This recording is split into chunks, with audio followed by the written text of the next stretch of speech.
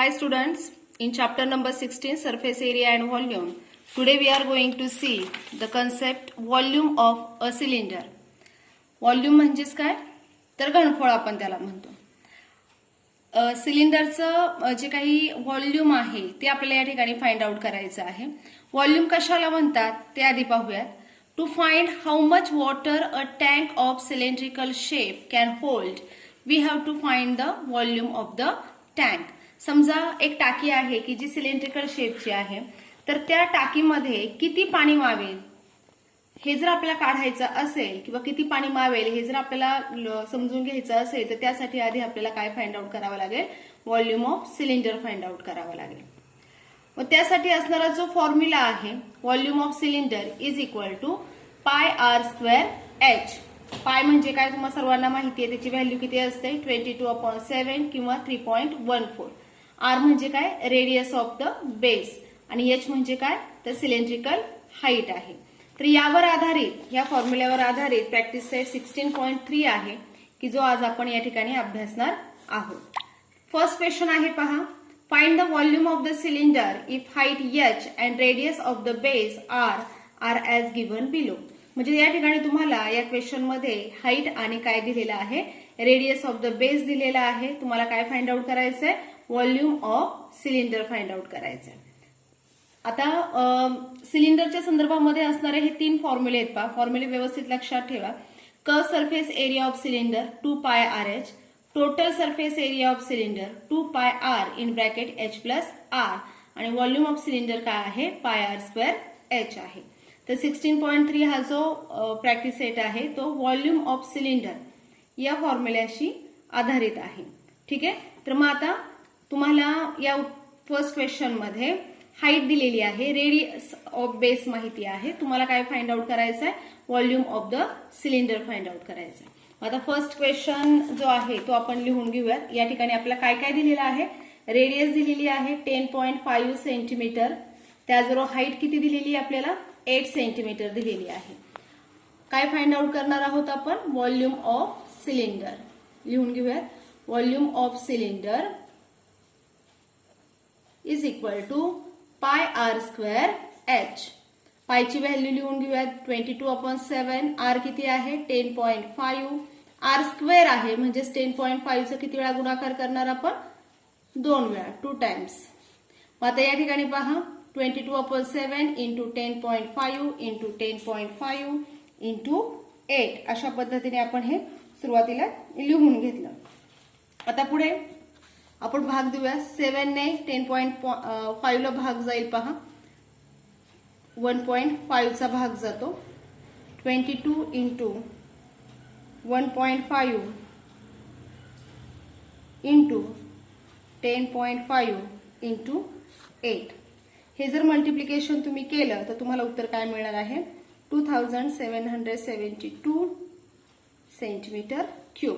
आता इथे लक्षात ठेवा हे जे युनिट आहे हे आपण काय लिहिलंय, क्यूब सेंटीमीटर किंवा सेंटीमीटर क्यूब असं लिहिलंय, कारण आपण काय फाइंड आउट करतोय, व्हॉल्यूम फाइंड आउट करतोय. जर आपण एरिया फाइंड आउट करत असेल तर आपण काय लिहितो इथे, सेंटीमीटर स्क्वेअर लिहितो किंवा स्क्वेअर सेंटीमीटर. ठीक आहे, हा फरक लक्षात ठेवा. सेकंड एक्झाम्पल आहे पहा, पाहूया. रेडियस किती दिलेली आहे 2.5 मीटर दिलेली आहे. हाईट किती दिलेली तुम्हाला 7 मीटर दिलेली आहे. फाइंड आउट करायचं आहे आपल्याला volume of cylinder. Volume of cylinder सुरुवातीला फॉर्म्युला लिहून घ्यायचा, is equal to pi R square H. पायची किंमत टाकूया 22/7. आर किती आहे 2.5 इंटू 2.5 इंटू हाईट किती आहे 7. आता ह्या 7 ला हे 7 काय झाले कॅन्सल. 22 इंटू 25 चा वर्ग येतो 625 आणि दशांश चिन्ह किती स्थळ सोडून देणार आपण, 2 स्थळ. म्हणजे 22 इंटू 6.25 जर तुम्ही हा गुणाकार केला तर तुम्हाला उत्तर काय मिळणार आहे, 137.5 मीटर क्यूब मिळणार आहे. आले लक्षात.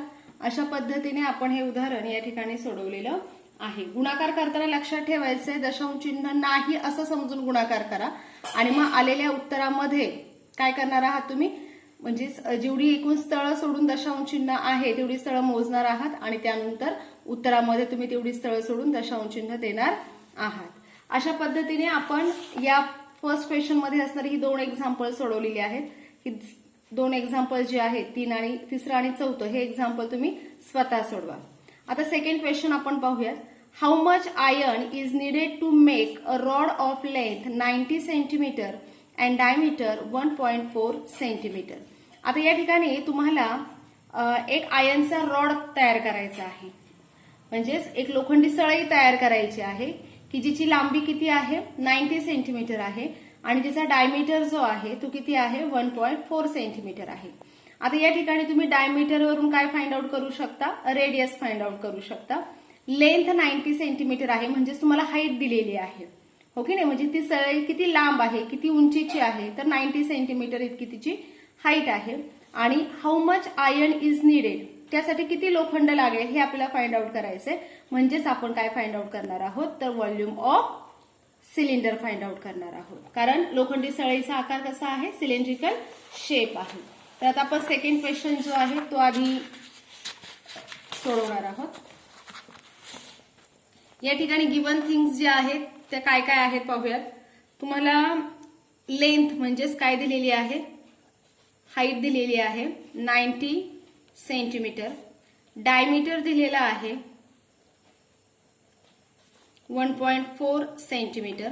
आता डायमीटर माहिती म्हणजेच तुम्ही काय फाइंड आउट करू शकता, radius is equal to diameter upon 2, 1.4 upon 2 is equal to किती येणार आहे 0.7. बेस साठी 14 आणि दशांश एक स्थळ सोडून तुम्ही दिलं तर काय उत्तर येणार आहे 0.7 सेंटीमीटर.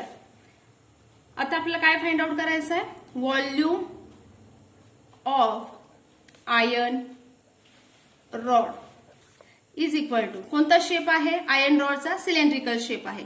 म्हणजेच आपण फॉर्म्युला कोणता लिहिणार आहोत, व्हॉल्यूम ऑफ सिलेंडरचा. काय फॉर्म्युला आहे, पाय आर स्क्वेअर एच.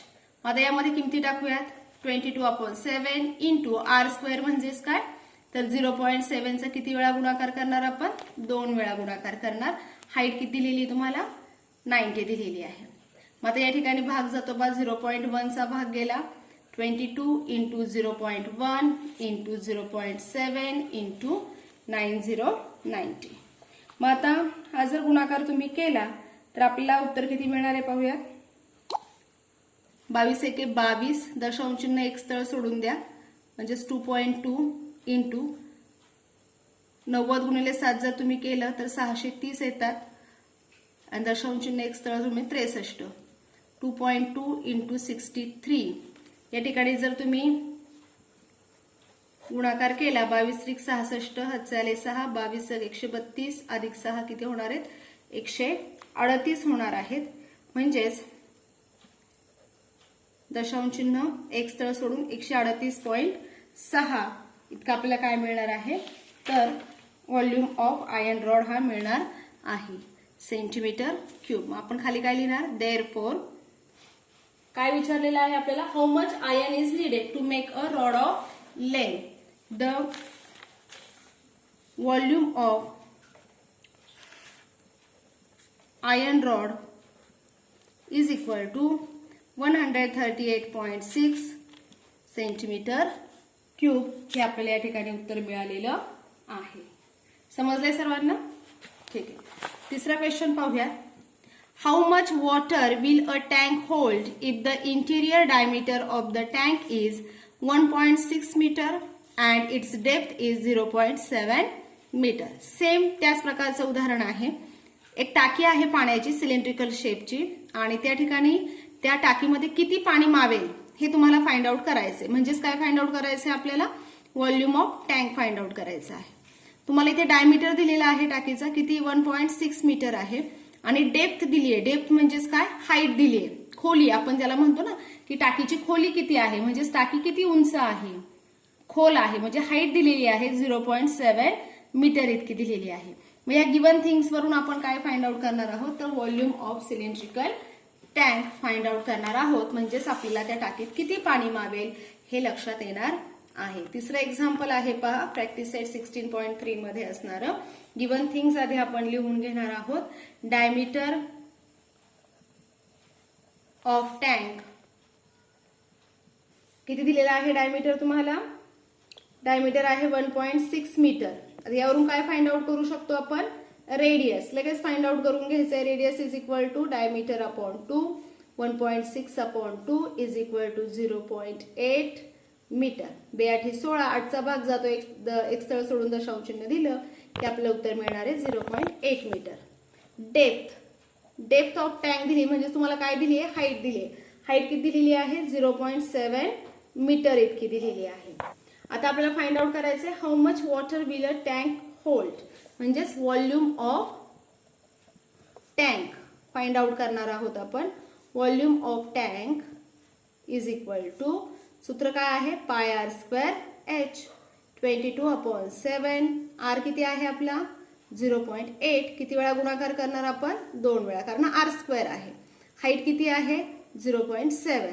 आता या 7 ने भाग जाईल पहा 0.7 ला. 7 × 7. 7 1चा भाग जातो आणि दशांश चिन्ह किती? एक स्थळ सोडू म्हणजे 0.1चा भाग गेला. मग आता इथे 22 × 8चा वर्ग 64. दशांश चिन्ह किती स्थळ सोडून जाणार? 1 आणि 2 म्हणजे 0.64 × 0.1. 22 × यांचा गुणाकार 64 येतो. दशांश चिन्ह 1 2 3. 3 स्थळ सोडून 1 2 3 म्हणजे आणखीन एक शून्य द्यावा लागेल. आता जर तुम्ही इथे 64 × 22 केलं, 22 × 4 = 88. 8 22 × 132 आणि 8 किती होतात? 140.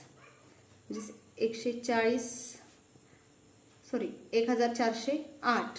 आता दशांश चिन्ह किती स्थळ सोडून येणार आपण? 1 2 3. 1 2 3. 1.408 इतकं काय मिळालेलं आपल्याला? Metre cube.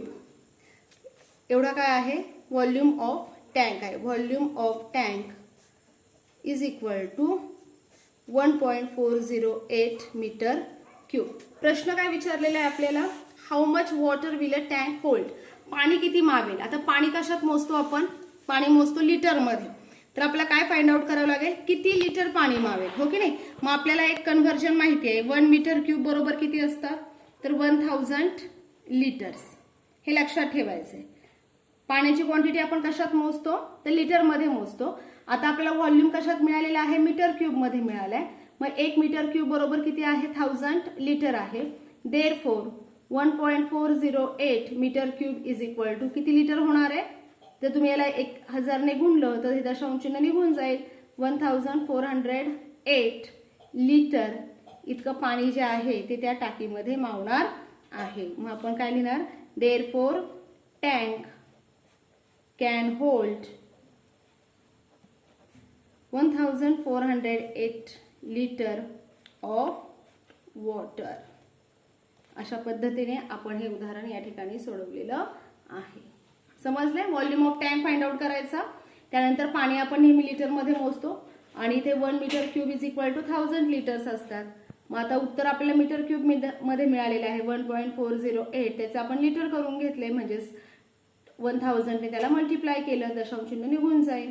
1408 लिटर इतकं पाणी जे आहे त्या टाकीमध्ये बसणार आहे. ठीक आहे. यानंतर एक चौथं उदाहरण आहे. त्या ठिकाणी तुम्हाला काय दिले पहा? Find the volume of cylinder if the circumference of the cylinder is 132 centimetre and height is 25 centimetre. आता या ठिकाणी तुम्हाला सिलेंडरचा व्हॉल्यूम फाइंड आउट करायचा आहे. सर्कम्फरन्स दिलेला आहे. आता सर्कम्फरन्स वरून तुम्हाला आधी काय फाइंड आउट करावी लागेल? तर रेडियस फाइंड आउट करून घ्यावी लागेल. हाईट माहिती आहे 25 सेंटीमीटर. मग एकदा का रेडियस आणि हाईट तुम्हाला माहिती झाली की तुम्ही काय फाइंड आउट करू शकाल? Volume of cylinder. हे उदाहरण तुम्ही स्वतः सोडवा. काही अडचण आली तर नक्की विचारा. ठीक आहे. थँक्यू.